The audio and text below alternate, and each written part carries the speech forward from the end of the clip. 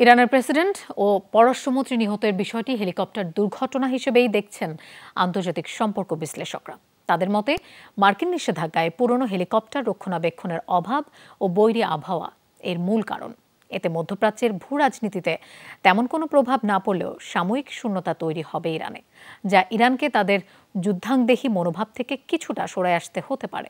গরম গরম রুটি, সাথে সুজির হালুয়া, দুর্দান্ত জুটি। তবে জুটি জমাতে চাই তীর আটা ময়দার সুজি, কারণ তীর ছাড়া আমার চলেই না। ইসরায়েলের সাথে চোখে চোখ রেখে কথা বলা মধ্যপ্রাচ্যের একমাত্র দেশ ইরান। যুক্তরাষ্ট্রের সাথেও শীতল সম্পর্ক বহু বছর ধরে। এ অবস্থায় ইরানের প্রেসিডেন্ট ও পররাষ্ট্রমন্ত্রীর নিহতের ঘটনা নানান প্রশ্নের জন্ম দেয়। হতবাক পুরো মুসলিম বিশ্ব। যদিও এখন পর্যন্ত পাওয়া তথ্যে এটিকে নিছক দুর্ঘটনা হিসেবেই দেখতে চান আন্তর্জাতিক সম্পর্ক ও নিরাপত্তা বিশ্লেষকরা।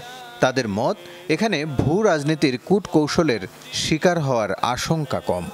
এখন পর্যন্ত আর কোনো প্রমাণ পাওয়া যায়নি। এই হেলিকপ্টারটা কিন্তু অনেক পুরনো, প্রবাবলি 1971 সালের 72 সালের ম্যানুফ্যাকচার্ড হেলিকপ্টার। পাইলট এরর হতে পারে, কারণ প্রচন্ড কুয়াশা ছিল, কিছু কিছু তুষারপাতের কথাও ছিল।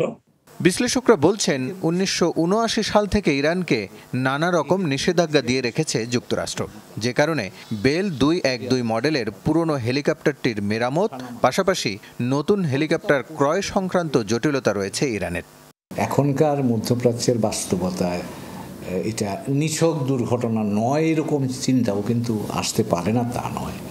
তবে আমার ধারণা যেটা দুর্ঘটনা, তো 79 সাল মানে তো 50 বছর আগের জিনিস, এবং সেগুলো যদি প্রপারলি মেনটেইনড না হয় বা ইকুইপমেন্টগুলো যদি রিপ্লেসমেন্ট না হয়, তাহলে তো যান্ত্রিক গোলযোগের আশঙ্কা তো থাকে। আর এমন একটা জায়গায় যে ঘটনাটা ঘটেছে, এটা ঘন কুয়াশা, পার্বত্য অঞ্চল। প্রেসিডেন্ট ও পররাষ্ট্রমন্ত্রী নিহতের ঘটনায় সাময়িক শূন্যতা তৈরি হলেও রাষ্ট্রীয় সিদ্ধান্তে তেমন কোনো পরিবর্তন হবে না বলে মনে করেন তারা। এখানে কিন্তু সিদ্ধান্ত গ্রহণ প্রক্রিয়া এবং প্রাতিষ্ঠানিক কাঠামোর মধ্যে একটু তফাৎ আছে। সিদ্ধান্ত গ্রহণ প্রক্রিয়ার প্রধান হচ্ছেন কিন্তু খামেনি, যিনি ধর্মীয় গুরু। সিদ্ধান্তগত ক্ষেত্রে কোনো অবস্থান পরিবর্তনের আমার মনে হয় না আমরা এই ধরনের সম্ভাবনা রয়েছে। প্রাতিষ্ঠানিকভাবে জটিলতাটা তৈরি হবে। উনি যে প্রক্রিয়াটা শুরু করেছিলেন, শ্রীলঙ্কায় এসেছিলেন, আরো অনেকগুলো মিডল ইস্টের দেশে গিয়েছিলেন, সেই প্রক্রিয়াটা একটু থেমে থাকবে। ইরানের সাপোর্টে হিজবুল্লাহ, হামাস, হুতিরা যেভাবে এক ধরনের একটা অ্যান্টি ইসরায়েল যুদ্ধক্ষেত্র তৈরি করেছিল, সেই জায়গাতে হয়তো কিছুদিনের জন্য একটা শ্লথ গতি আসতে পারে।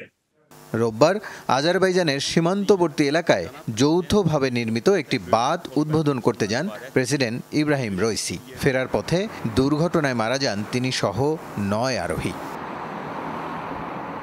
রাসেল আহমেদ, যমুনা নিউজ, ঢাকা।